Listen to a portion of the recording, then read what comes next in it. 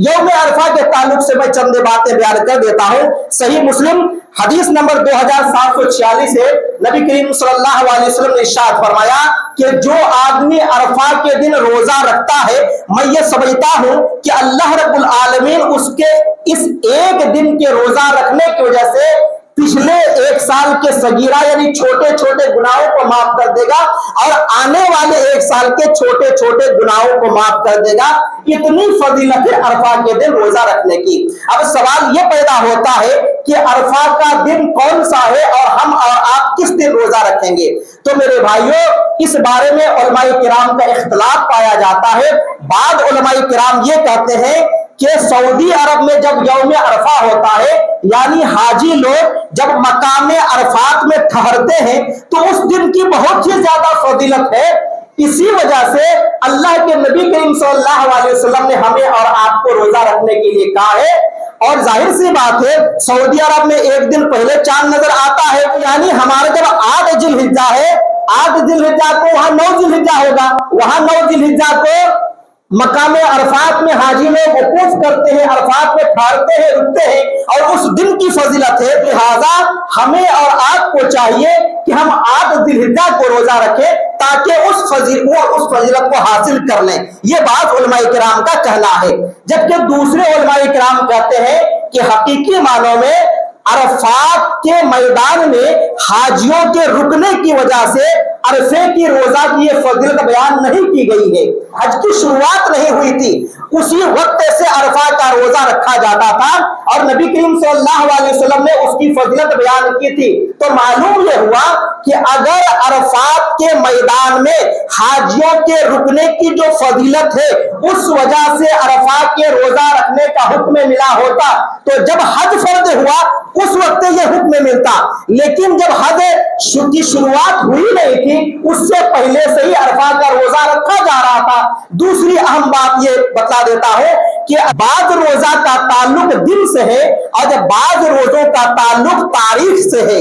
जैसे कि नबी करीम सल्लल्लाहु अलैहि वसल्लम ने हमें रमजान का रोजा रखने का हुक्म दिया है, तो ये रमजान का जो रोजा रखने का हुक्म दिया है, इसका ताल्लुक तारीख से है और ये चांद देख करके रोजा रखा जाता है और चांद देख करके इफ्तार किया जाता है, यानी ईद मनाई जाती है।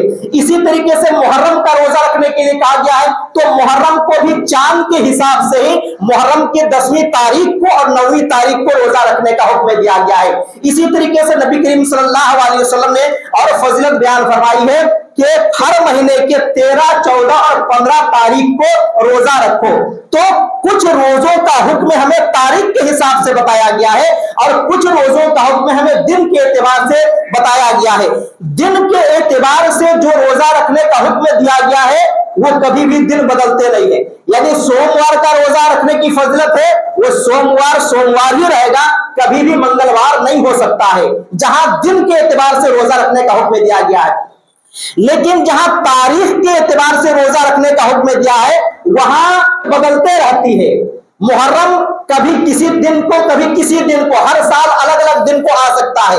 इसी तरीके से हर महीना देखिए, जो 13, 14 और 15 चांद के हिसाब से रोजा रखने के लिए कहा गया है, तो तारीख के हिसाब से कहा गया है, लिहाजा इसके भी दिन बदलते रहते हैं।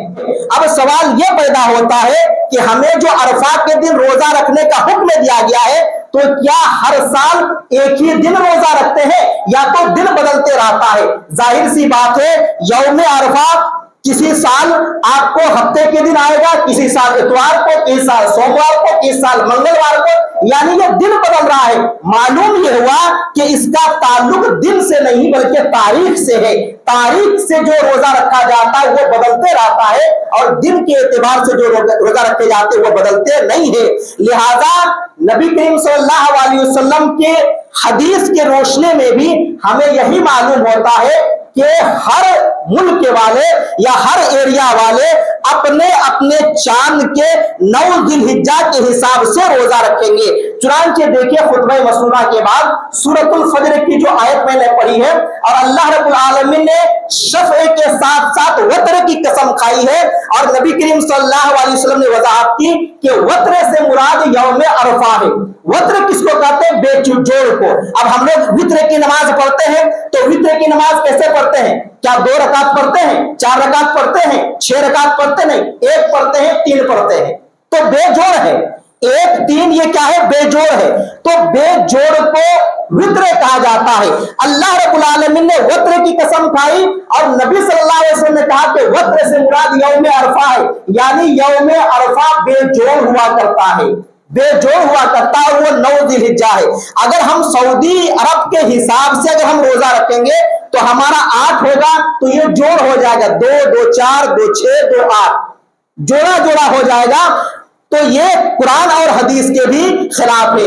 इसी तरीके से देखिए, अगर हम सऊदी अरब के एतबार से अगर रोजा रखेंगे तो बहुत सारे ऐसे मुल्क हैं जहां सऊदी अरब से पहले चांद नजर आ जाता है, और इस तरीके से कई मरतबा न्यूजीलैंड वगैरह के भी खबर आया कि वहां सऊदी से 1 दिन पहले ही चांद नजर आ गया।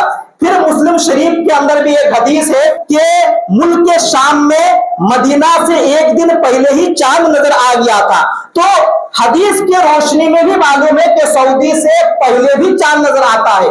अगर अरफा के दिन सऊदी को मान करके चलेंगे तो जहां सऊदी से 1 दिन पहले चांद नजर आ गया है तो इनका 9 जिलहिज्जा होगा, उनका 10 होगा, और 10 को ईद है और ईद के दिन रोजा रखना हराम है, तो फिर वो लोग अरफा के रोजे का सवाब हासिल नहीं कर सकते हैं। खुलासा कलाम यह है मेरे भाइयों कि अरफा के रोजे की फजीलत है, वो अरफा हर इलाके के जहां जिस हिसाब से चांद नजर आता है, हर एक के चांद के 9वें तारीख के हिसाब से हमें और आपको रोजा रखने का है।